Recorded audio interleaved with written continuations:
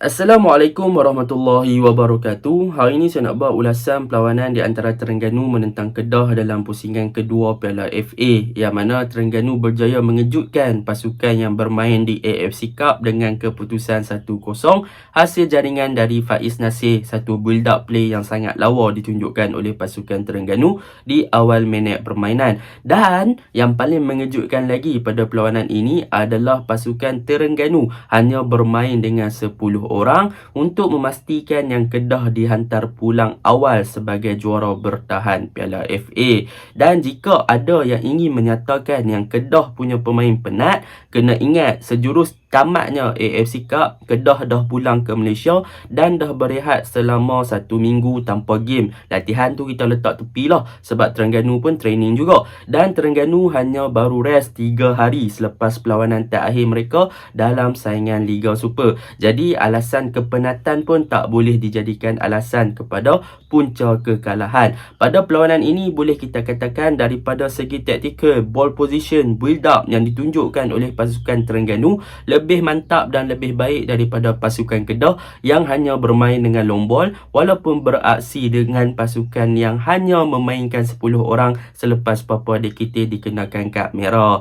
Jadi dekat sini kita boleh nampak lah yang tactical coachnya Fuzizin berkesan walaupun hanya bermain 10 orang berbanding Kedah yang bermain dengan 11 orang. Baiklah, tanpa membuang masa, mari kita masuk ke dalam ulasan perlawanan. Untuk ulasan perlawanan kali ini, saya akan mulakan dengan pasukan Terengganu. Apakah kekuatan dan perkara yang boleh kita puji untuk pasukan Terengganu?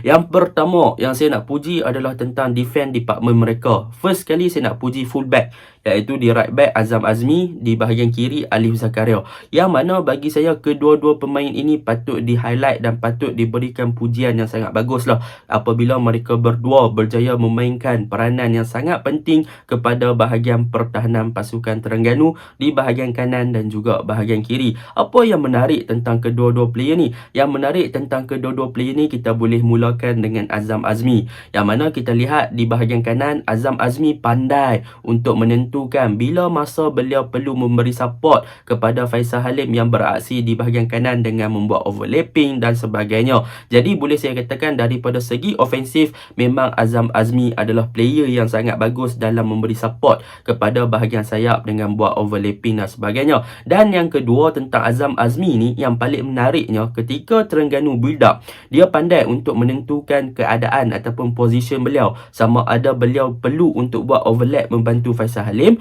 ataupun beliau perlu menjadi fast fullback, iaitu lebih kepada masuk ke bahagian tengah untuk membantu Terengganu keep position di bahagian tengah dan juga menambah bilangan player di bahagian tengah untuk membantu Terengganu build up dan juga membantu Habib Harun untuk bertahan. Jadi itu peranan Azam Azmi lah. Dia pandai untuk buat overlapping, dia pandai untuk masuk ke bahagian tengah untuk membentuk fast fullback untuk membantu bahagian tengah pasukan Terengganu. Dan yang paling penting daripada segi bertahan, pada perlawanan ni boleh saya katakan Azam Azmi bertindak dengan sangat cemerlang, yang mana beliau menunjukkan work rate yang sangat bagus, defending shape yang bagus, yang mana boleh dikatakan daripada segi recovery pace beliau sangat bagus dalam situasi one-on-one dengan winger pasukan Kedah, iaitu Mardi yang dikatakan perform di AFC Cup. Nampaknya Mardi sendiri pun tak boleh nak beat Azam Azmi disebabkan kekentalan beliau dan juga daripada segi position beliau dalam situasi one-on-one berjaya untuk menghalang pergerakan Mardi dan juga membataskan pergerakan Mardi di bahagian kiri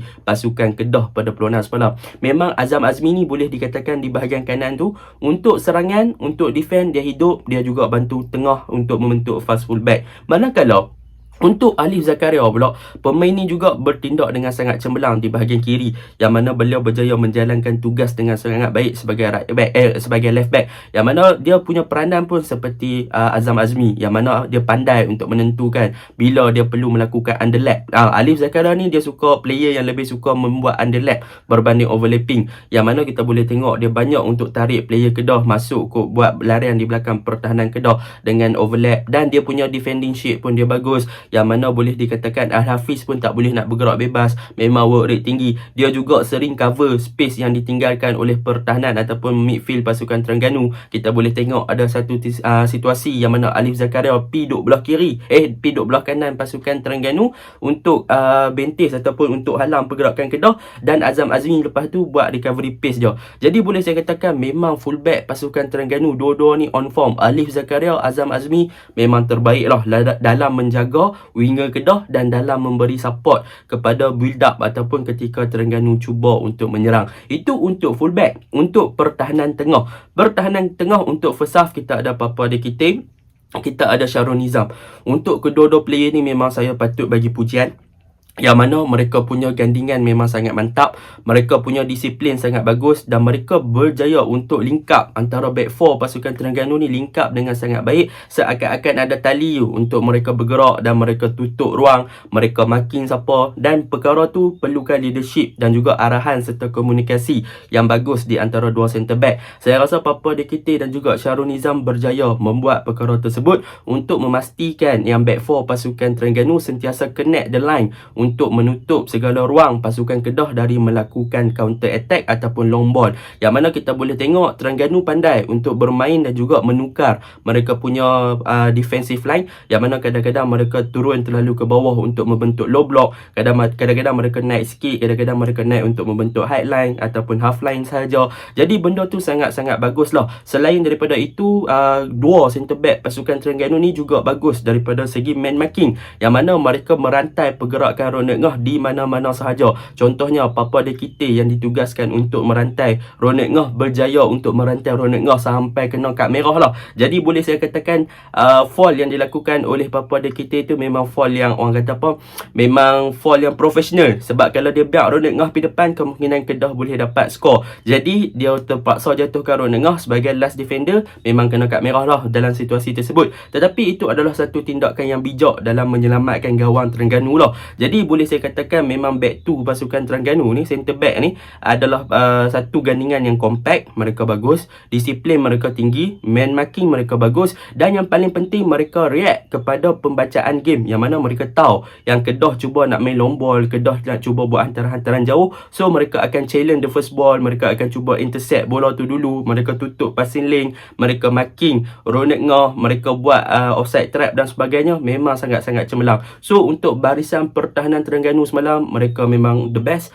mereka sangat bagus, back 4 mereka saling connect the line, mereka pandai untuk membantu build up, mereka pandai untuk bertahan, mereka pandai untuk membaca game, dan berjaya mematikan bahagian serangan Kedah. Boleh dikatakan completely matilah untuk bahagian serangan Kedah dengan taktikal yang lebih kepada long ball. Dan itu untuk defense department. Untuk goalkeeper, Suhaimi Hussein juga patut diberi pujian, yang mana untuk game ni dia berjaya save free kick daripada Mardi, walaupun tak banyak percubaan dilakukan oleh pasukan Kedah kepada goalkeeper Terengganu Suhaimi, yang mana Kedah tak ada shoot on target yang banyak, tetapi Suhaimi adalah goalkeeper yang berani ketika situasi set pieces dan situasi ketika Kedah cuba main hantaran-hantaran lintang, yang mana beliau berani untuk keluar tumbuk bola. Dan untuk game kali ni memang Suhaimi tak buat mistake, yang mana banyak bila dia keluar tu dia berjaya dapatkan bola dan dia berjaya keluarkan bola. Jadi memang Suhaimi pun sangat bagus. Dan selain pada itu, seperti yang saya katakan, Kedah banyak main long ball dengan menghantar bola kepada Ronek Ngah. Jadi apabila Kedah cuba bermain long ball tu, Suhaimi dah boleh baca. So bila mana Kedah cuba main long ball cari Ronek Ngah, Suhaimi akan jadi keluar untuk challenge bola tu untuk clear. So Suhaimi banyak keluar untuk tangkap bola, keluar untuk clear bola dan sebagainya. So pembacaan game Suhaimi pada game ni pun sangat bagus lah. Seperti yang boleh saya katakan, Terengganu berjaya untuk buat homework untuk mengalahkan pasukan Kedah pada perlawanan ni. Itu yang kedua yang boleh saya puji untuk pasukan Terengganu. Untuk yang ketiga yang boleh saya puji untuk pasukan Terengganu adalah tentang Hairi Hakim. Hairi Hakim masuk game ni ganti tempat Papa Dekite. Dia main centre back. Satu perkara yang boleh saya katakan Nafuzi buat adalah risky dan dia berani gamble untuk letak Hairi Hakim main centre back pada perlawanan ni, dalam perlawanan yang agak berintensiti, tak ada lah tinggi sangat, tapi lawan dengan Kedah kan. So bagi saya Hairi Hakim berjaya menjalankan tugas beliau dengan Syarul Nizam berbentuk centre back yang baru selepas Papua Dekete kena kad merah. Dia berjaya menjalankan tugas tersebut dengan cemerlang. Satu tackling beliau kepada Ronak Ngah bersih dan berjaya menyelamatkan gawang gawang Terengganu pada ketika itu kan. So benda tu memang bagi saya satu pertukaran yang mind blowing. Wih, Hairi Hakim main centre back.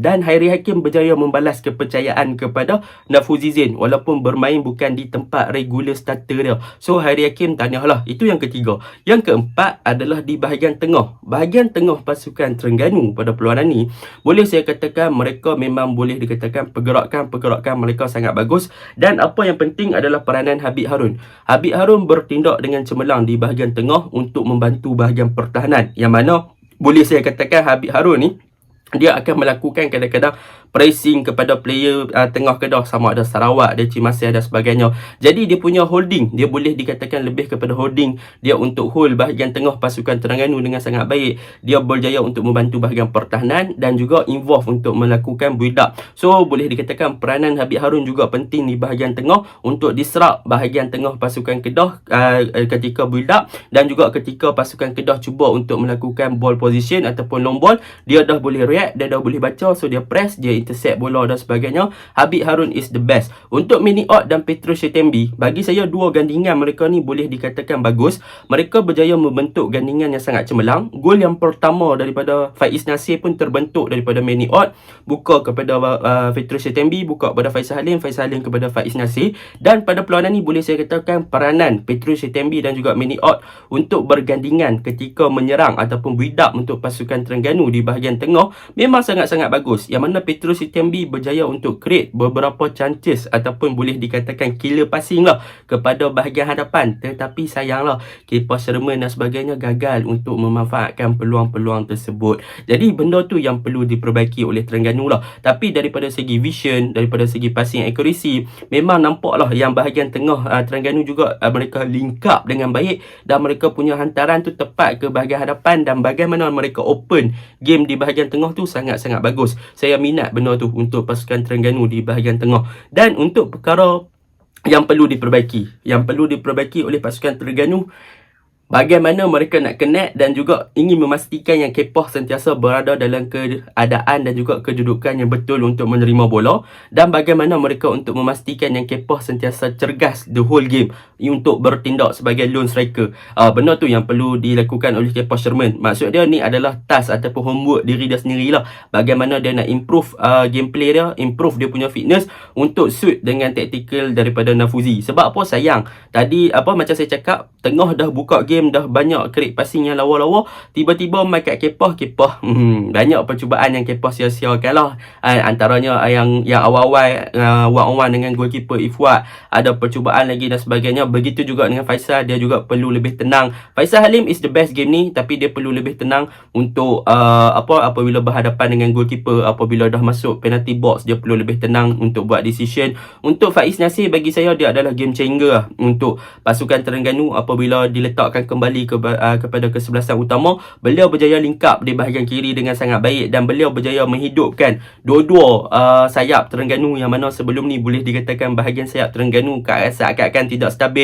Faisal je hidup, Nik Syarif tak apa hidup. Tetapi untuk game ni memang nampaklah Faisal hidup, Faiz Nasir hidup, tapi Faiz Nasir lebih kepada orang kata winger yang untuk backup ataupun boleh dikatakan fast winger lah, untuk membantu bahagian tengah menjadi connector antara bahagian tengah dengan Kepoh dan sebagainya. Jadi benda tu sangat-sangat bagus untuk Terengganu. Jadi secara kesimpulannya, game ni Terengganu punya tactical memang perform, memang menjadi berbanding pasukan Kedah. Pemain-pemain pasukan Terengganu berjaya untuk adapt dengan taktikal yang diterapkan. Mereka berjaya mengenal pasti kelemahan Kedah. Mereka counter dan mereka menang. Itu yang Terengganu buat dalam game ni, dan tahniahlah untuk Terengganu sebab menang 1-0 pada game ni, dan membuktikan walaupun di peringkat AFC Cup tidaklah boleh dikatakan dalam kedudukan yang selesa. Janganlah Kedah guna alasan kami fokus AFC Cup dan sebagainya. Tak payah guna alasan tu. Kalah adalah kalah pada perlawanan ni. Jadi itu untuk pasukan Terengganu. Memang mereka the best team, mereka layak menang, dan itu adalah bagus. Main 10 orang pun mereka tak gabrah, mereka tak gelabah, mereka buktikan yang terbaik. Tahniah tahniah untuk Terengganu. Kita masuk pula ke bahagian pasukan Kedah. Untuk pasukan Kedah pula pada perlawanan ni, apa yang menjadi punca kepada kelemahan mereka? Yang pertama, saya ceritakan yang pertama adalah di bahagian tengah. Bahagian tengah, iaitu gandingan Fazrul Daniel, Delci Marcel dan juga Sarawak. Yang mana bahagian tengah pada perlawanan ni boleh dikatakan mereka tak ada player yang mampu mengisi role number 10, iaitu attacking midfielder, untuk mencipta gerakan-gerakan yang kreatif di bahagian tengah untuk mencuba build up yang baik ketika melakukan serangan. Jadi benda itulah yang menyebabkan Kedah tak boleh nak bergerak bebas. Yang mana kita boleh tengoklah mereka bermain dengan sistem double pivot yang tak menjadi. Delci dan juga Sarawak tak menjadi. Boleh dikatakan Sarawak lebih kepada deep lying playmaker. Tapi apabila seorang deep lying playmaker bermain tanpa ada cover daripada seorang defensive midfielder, maka beliau tak boleh nak buat game sebab beliau sering kena tekan ataupun dipress oleh bahagian-bahagian tengah pasukan Terengganu. Jadi boleh kita katakan Sarawak nak buat kualiti long ball yang bagus pun tak boleh juga, sebab di bahagian hadapan Rodney Ngoh dah kena man marking, dah kena tight marking gila-gila. Memang tak boleh lah nak main deep lying playmaker. Tetapi itu tidak mengubah langsung corak permainan Kedah daripada minit pertama sampai minit 90. Taktikal yang sama untuk cari Rodney Ngoh. Tak ada perubahan walaupun Terengganu dah bermain dengan 10 orang. Jadi bahagian tengah pasukan Kedah ni memang tak beberapa hidup dan tak beberapa menjadi, disebabkan tiada seorang connector yang boleh bertindak sebagai role number 10 ataupun attacking midfielder untuk membantu bahagian tengah dan juga membantu bahagian serangan. Itu yang menyebabkan bahagian tengah Kedah lebih kepada long ball. Tetapi apabila long ball asyik kena pressure oleh bahagian tengah pasukan Terengganu, asyik kena intercept oleh bahagian tengah pasukan Terengganu, maka memang tak hiduplah bahagian tengah Kedah walaupun beraksi menentang pasukan yang bermain dengan 10 orang. Itu yang pertama. Yang kedua juga, apa yang kita boleh belajar daripada pasukan Kedah punya kelemahan adalah mereka ada inverted winger, mereka ada Al-Hafiz, mereka ada Mardi. Tetapi apabila kedua-dua player ini dapat bola, apa yang mereka boleh lakukan? Tiada apa yang boleh mereka lakukan. Kerana bila mereka dapat bola, mereka banyak berkeseorangan. Tiada player daripada midfield yang datang untuk memberi support kepada mereka untuk involve dalam build up pasukan Kedah. Jadi apa yang dimaksudkan di sini? Yang dimaksudkan di sini adalah banyak hantaran-hantaran dilakukan kepada Al-Hafiz ataupun Mardi ataupun Fayad yang dilakukan oleh barisan tengah ataupun pertahanan. Maka apabila bola dapat kat Mardi, Hafiz dan juga Fayad, mereka ini terpaksa ataupun disuruh untuk menggunakan kualiti individu untuk beat pertahanan pasukan Terengganu tanpa ada supporting play daripada teammate mereka sendiri untuk menggerakkan ataupun mencipta build up di bahagian sayap. Jadi apabila jadi macam tu, memang susahlah pasukan Kedah nak attack belah sayap sebab pemain-pemain Kedah berkeseorangan. Walaupun Mardi boleh ada vision yang bagus, ada gerakan yang bagus, tetapi kalau dia kena marking dengan Azam Azmi, dia tak ada backup, dia tak boleh nak buka game, macam mana dia nak masuk? So boleh saya katakan pergerakan pemain Kedah dalam padang pun